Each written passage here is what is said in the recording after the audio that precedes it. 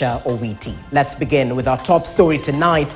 The 700 million shillings National Youth Service scandal was a center of interest during the vetting of Roads, Transport and Public Works nominee Kipchumba Murkomen. The Elgeyo Marakwet senator was taken to task to explain how money believed to be proceeds of the NYS scandal was wired to his law firm. Murkomen was among the 5 nominees vetted on Wednesday, as Jeff Kirui breaks down in this report. Onesimus Kipchumba Murkomen.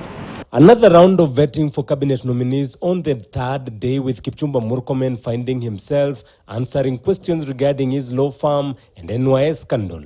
Some members of the committee seeking details on money paid to Sigei Murkomen and Singoe law firm. A question was put to him by the leader of minority on a payment that came from a company that was called Out of the Box, that was said to be proceeds of the NYS scandal, I think sometime back in 2015 or 2016. When we receive resources from clients to purchase a property, there is no legal requirement to go and ask them, how did you earn them?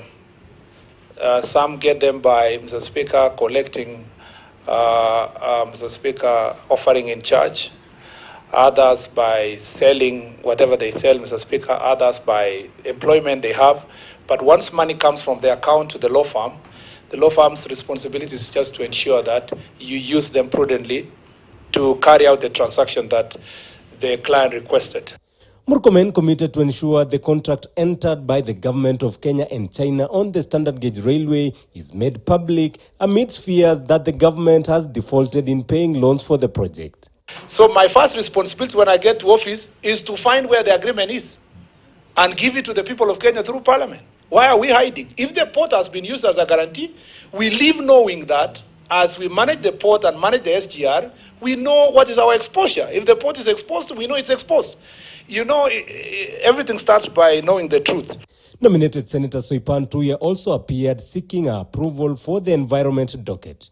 The thorny issue of conservation of water catchment areas such as the Mau forest emerging. What is your take on the settlements that have happened in the Mau in the past number of years?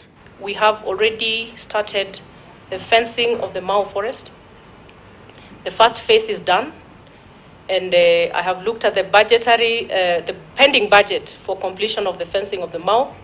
The President is also very clear that it is a question of immediate action that we are going to take to complete the fencing of the Mau. Others to appear before the National Assembly Committee on Appointments for Approval Rating included Penina Malonza, who, if approved, will steer the tourism docket. One of my key strengths is automation, and I will want to pursue automating our systems so that we can even have e-ticketing for our tourists, but also e-revenue collection. Zakaria Mwanginjeru, the nominee for Lands, Housing and Urban Development, made his bid to the committee. If approved, Njeru will be the first cabinet secretary from the populous Nakuru County to serve in the cabinet. I'll be working with qualified and competent personnel within the ministry, and I'm sure with them, my work as a cabinet secretary will be to offer leadership, to come up with policies which will be implemented by the people I'll be working with. The last for the day was Susan Nakumicha Wafula, who is hoping to be approved for the health docket. The vetting exercise will take a break on Thursday, being a public holiday, to celebrate Mashujaa Day, and resume on Friday. Those who will face the panel include Mithika Linturi, Eliudo Walo, Ezekiel Machogu, Ababu Namwamba, and Rebecca Miano. Jeff Kirui, KTN News. Moving on, a group of human rights activists have welcomed